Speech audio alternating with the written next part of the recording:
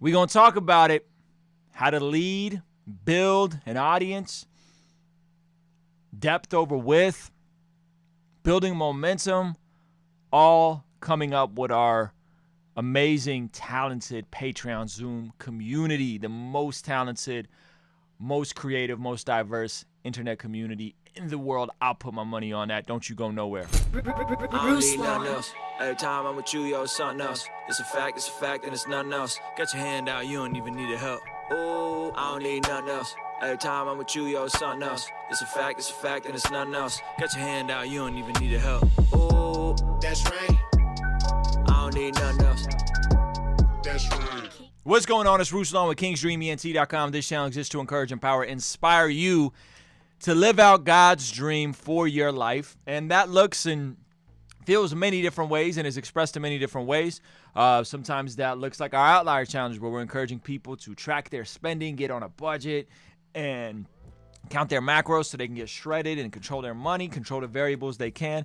Sometimes that looks like helping artists get to that next level. And I am so happy. I'm so happy because when people put a couple dollars down and start investing into themselves and trying to get some help and trying to get some insight from different artists, they're more likely to take it a little seriously. And we're dealing with some great problems. We're dealing with problems with young artists who are listening, applying, implementing the tactics, the strategies that we're giving them on this channel. And now we're having questions like, what do I do now that I have an audience? That is an amazing question. And so I'm going to bring in my man Carlton, a.k.a. Prophet. He has an amazing question. We're going to jump right into it. We're going to talk about building an audience, leading an audience, and kind of give you guys his situation, because it's actually very, very, very cool. I'm very excited for this dude. So let me scoot you on over, Carlton. You are live. Go ahead, bro. What's good, man? How's your day, man? Good, man. Really good day. Went to church. Got to leave out to get a haircut. I'm here with you guys, so I'm pumped. That's good, bro. So, like, my question where it originated is, I saw your Trey Little on video. I seen it a while back, but I fell asleep with your video on, and I woke up to the Trey Little video again. And I was like, dang, I'm slacking. And I've been working on Instagram, trying to get the Instagram up, and it was not working. Yep. Nothing. Felt slow. I was getting like agitated. So I went on TikTok and I put like 10 videos out the first day. It was at 7 views. I woke up the next day, it was at 150,000. I was like, dang, what the heck? Day one. That was day one. 150,000. What are you doing with your life? Y'all talking, I can't get an audience. My man got 150,000 views day one on TikTok. Let's go. I'm sorry. I didn't mean to get you. I got excited. My bad, bro.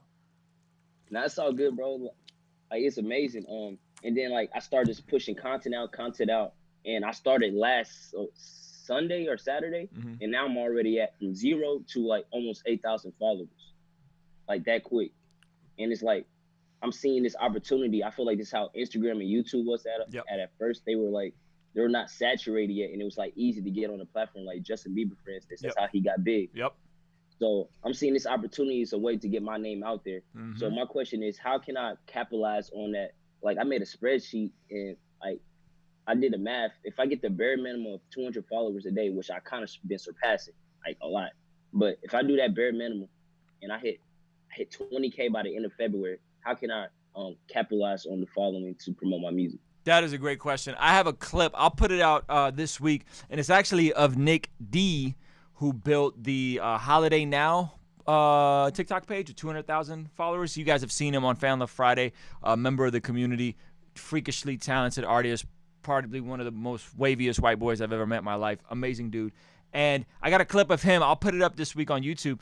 And I think the thing that you have to do early, and so what I love what you did about TikTok is you went on TikTok, you figured out TikTok, and you natively posted on TikTok. You didn't try to repurpose stuff from Instagram. You actually created videos exclusively for TikTok.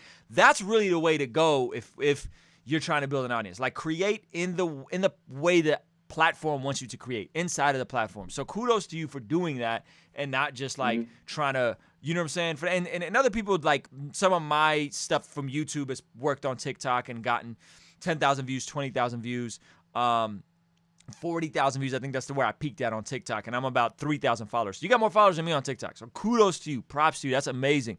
So one of the things I think Trey Little did, and I think I see Nick D doing, is you have to build connection, right? You have to build connection with your audience. So we're past the point of like, how do you build a following? You figured out how to build a following. You're building a following. The next tier of that is, instead of just doing stuff for the followers, the numbers, you have to go connection. And really what you got to do is you got to put your personality and your story into the content to build a connection, so that people aren't just there for your funny videos or your skits or whatever, that they actually get to know you. That now you're exposing yourself to 7,000 people that have never heard of your music. How do you get them to get to know you? How do you get them to get to know you as a person, so that you could build a connection? And as you're slowly trickling in the numbers, and the more audience you build, the more likely they're going to see your stuff on, instead of the For You page, they'll see you on the following page, right? So you can see more people looking on the following page. How do you then finesse that into them purchasing something, listening to a song, pre-saving a song, something like that, right?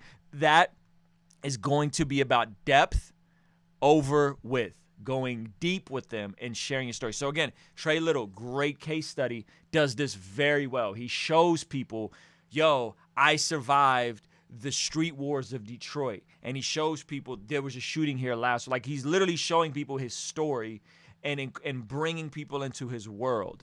You know what I'm saying? Yeah. And he was like, yo, the other day, you know, on whatever day it was, New Year's Eve, someone came out, they were shooting guns in the air. One of the guns hit the roof of my car and put a hole in my car, right? Like, he's showing you the graphic details of what it's like growing up in Detroit, and he's sharing his story. So your next step, I think, is going to be, how can you incorporate your story? You've already figured out how to be entertaining. You've already figured out how to add value to the TikTok community. How can you incorporate you as Prophet, Carlton, like your story into the native content, so that people start caring for you? The more they care and feel connected to you, the more you can lead them to do what you need them to do, which is, in your case, going to be at some point, guys, I got a single coming out. I need you to go pre-save it. I got a single coming out. I need you to go pre-save it. I got this merch drop out. I need you to go buy a hoodie, right? You got to lead them. And so Trey Little, again, great prototype. He's at that point where he could talk about his music, and he does it in very creative ways. So he just had a video saying, yo, Lil Nas X blew up. You know how he blew up? He blew up because of TikTok, because y'all started sharing his music on TikTok videos. Yo, y'all should help me blow up. I'm a positive artist. I don't cuss in my music. Do a TikTok, right? And he could talk about it, but initially he just added values. He kept up with the trends. He added values, and then slowly he started working in more and more of his personality, more and more of his character, his integrity, his value system.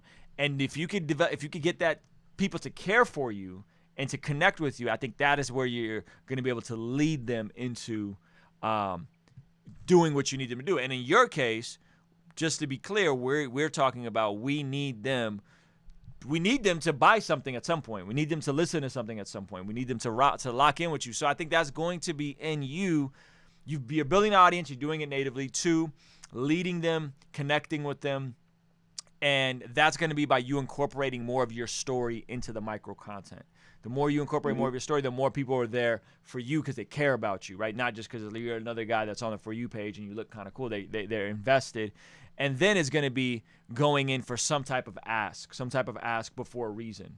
Hey, guys, when this happened, this happens. Therefore, hey, do me a solid. Go over here, pre-save my song, or make a video to one of my songs, right? And so like Trey Little did that. He had 1,000 different TikTok videos with his song, Mad Lit. And what he was doing is he was just following people back who were dancing to it. So everybody who danced to it and make a TikTok video, he's like, yo, I'll follow you back if you make a joint, right? Again, adding value. He's adding value. Oh, I want to shout out. I want to get followed back. So in your case, bro, like, you've done the hard work. You've done the work that 99% of rappers don't want to do. They don't want to worry about learning a platform and studying the algorithm and understanding what works, all that kind of stuff. And I'm preaching to myself here. Like, you got me inspired to sit here and do more TikTok videos. I did one today. I did one yesterday. I'm about to do another one today. I'm just going to start trying to do as much stuff as I can. I think for me, what I'm trying to figure out is how can I incorporate captions? And I think captions for what I'm doing works. But even in that, like, how can I be as authentic and direct as possible with people? And so does that help? Does that give you an answer to the question? Like, because I hope you pull something very tactical away from this, that it's not nothing abstract, that you now have to tell your story. Where are you from? What are you into? What's your backstory? Why do you love God? How did you get saved, right? What did you grow up with your mom and your dad in the picture, or just your mom in the picture? Single parent house, like all those things make up your story. The tough part about being your age is if you don't have a lot of mentors in your life, if you don't have a lot of good people in your life, sometimes the self-awareness can be tough. You may not be aware of how other people perceive you. This was definitely me from, since I was a kid until I was like 25 or 30. Like, I built self-awareness mad late. You know what I'm saying? So if you can build this self-awareness now and understand, what makes you unique? What makes you different? What makes you you? And express that in that narrative, in that story. Like, there should be an expression of that. So now I know what makes me unique, right? And I'm always trying to go in and capitalize and tell my story in the ways that I'm most unique. Yeah, I appreciate that. That was good. Word up. Is there like anybody else want to follow up this topic? Because I think this is a huge topic, man. I'm so proud of Prophet for doing this. Like, this is one of like one or two people in the community that's actually got on TikTok and like figured it out. A lot of you guys have been putting videos up, but he like figured it out. Like, he like freaking figured it out, man. And it's probably because he's younger and he's 17. He's closer to the platform. He's closer to the culture. But I'm so proud of this dude for figuring it out, because I think it's so freaking awesome that now he's finna blow up on TikTok. You know what I'm saying? Like, I could see him with 1 million followers and TikTok famous. You know what I'm saying? And then that's gonna get his Instagram up to 20, 30,000. That's gonna get his Spotify followers up. That's gonna get everything else to fall in line. So let me bring in Canvas. I see Canvas got his hand up. If you guys can, throw your hand up. What you think, bro? Canvas, you're live. And you're muted. You mean Conscience? Conscience. Sorry, guys. Conscience. I was gonna say that was so weird if I would have started talking, but you meant Canvas. You should have. Conscience. I met Conscience with a C. So I just wanted to say something really quick. Is that another thing I want to piggyback off of that is just that when you're young, I mean, this can happen at all levels. Really, it just matters on whether you have experience in the playing field that you're in, like enough experience with W's and L's.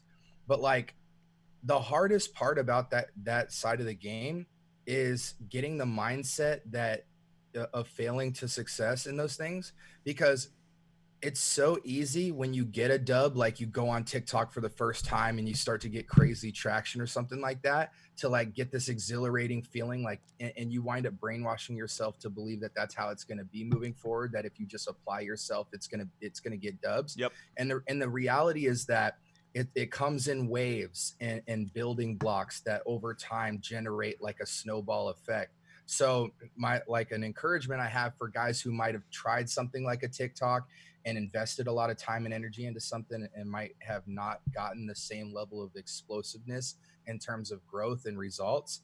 The most important thing you can adopt into your mindset is that no matter what the failures are, that you're going to keep applying yourself in different lanes, and when you fail at something, not being afraid to try again. And all that comes down to the desire to be a hardworking individual. Yes. Like the moment you even subconsciously excuse yourself from, I got to get up today and bust my tail if I really care about this and want to get somewhere, you just instantly lose it. Like, even if you go out and do see some success in the long term of things, you're going to lose because you start expecting things to be explosive immediately. So my encouragement to the people out there who've just been trying this stuff and seeing some failures is that if you apply yourself with hard work and you cast your net wide and try a bunch of different things and fail a bunch, and then you have the circle of hard work around you, which is huge. Yep. To continue to motivate you, and they also find stuff you didn't find, which winds up giving you hacks to have some explosive growth. Yes. The higher volume you do all of that stuff, you will experience explosive growth at a higher percentage because it becomes a volume game. But what you ultimately do is develop a behavior and a lifestyle where you can actually succeed a lot more often, and barriers and trials and L's aren't a hindrance to you as a person. Amen. Here's I love what you said, bro. I think my pushback would be this, and it's the only pushback, is that I just went through everybody I follow on TikTok, and Prophet has 10 times the amount of content of anybody else I follow on TikTok, especially from the Patreon community. So though I think your point is right and you're spot on, and we shouldn't just be looking for the big wins, because sometimes you got to fail your way to success, and I've done a lot of that. I think in this specific area is that we just haven't, myself included, throwing myself under the bus, I just haven't put in the work, bro. I just haven't put in the work. I haven't put in the work. I've done on TikTok, I've done maybe 20 videos, and 5 of them have went viral. So 25% conversion. Like 25% of the joints I uploaded went viral. That's pretty daggone good. You know what I mean? So I think if we're honest, and if I'm not following you on TikTok, let me know. I'll follow you guys, because I'm watching everybody on TikTok. I think in this case, much